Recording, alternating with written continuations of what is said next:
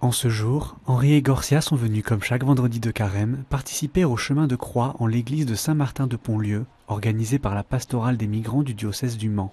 Ils sont venus marcher à la suite du Christ et lui porter leurs soucis. On a l'habitude de venir ici tout le temps, surtout pendant carême, venir un peu nous décharger un peu de nos problèmes.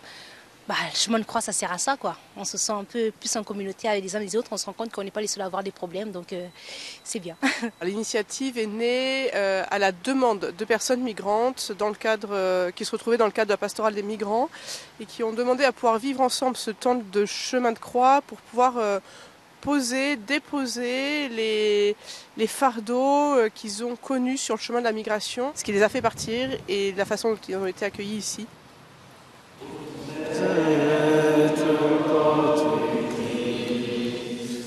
Vous êtes le sang du Christ, vous êtes la foi du Christ, alors qu'avez-vous fait de lui? Originaire de Côte d'Ivoire, Henri s'est installé en France il y a 5 ans et a fait face aux difficultés de devoir commencer une nouvelle vie.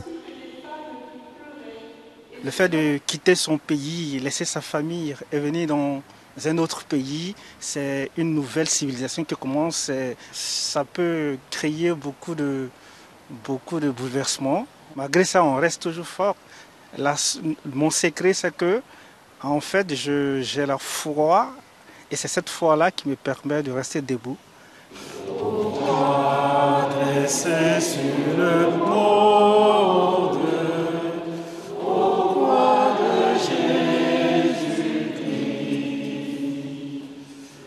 toi, Seigneur, tu es né d'en haut, et te voilà à nouveau gisant à terre sous le poids de la croix.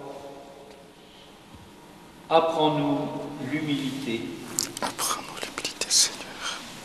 Lors de ce temps de prière partagé avec les paroissiens, Henri a été touché par les méditations sur l'humilité qui lui ont rappelé que Jésus lui-même avait été rejeté. Que le Christ même est l'image de l'humilité. Tu vois, lui, Dieu, Fils de Dieu, se fait homme et se fait maltraiter comme un vulgaire bandit. Et il va jusqu'à la croix pour nous sauver. Et je pense que l'humilité doit caractériser tous nos actes, tous nos propos, parce que nous sommes enfants de Dieu, donc nous marchons à la suite du Christ. Voilà. Gorcia, de son côté, a surtout été touché par les stations sur les chutes de Jésus. Quand le Christ tombe, en fait, ça nous rappelle par rapport à nos difficultés, nos problèmes. À chaque fois que nous tombons, il faut que nous nous relevions à chaque fois parce que le Christ il s'est relevé 3 fois, il a continué, il allait jusqu'au bout de donner sa vie pour nous afin que nous tous nous ayons la vie éternelle, comme il est écrit dans la Bible.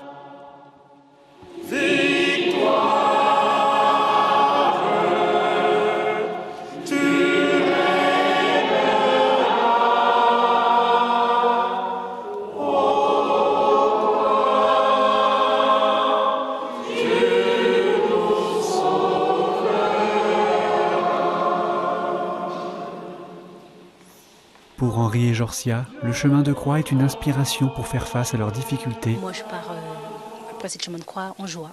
Joie du Christ, annoncer la bonne nouvelle, même si c'est pendant le temps de carême. Mais le carême, ce n'est pas forcément être triste, rester là dans l'attente de Pâques, non. C'est être en joie, partager la foi justement chrétienne envers ceux qui ne croient pas, afin qu'on les emmène justement à venir découvrir ce chemin de croix qui est finalement merveilleux, quoi. Le temps des carême, c'est très important pour nous. Il nous permet de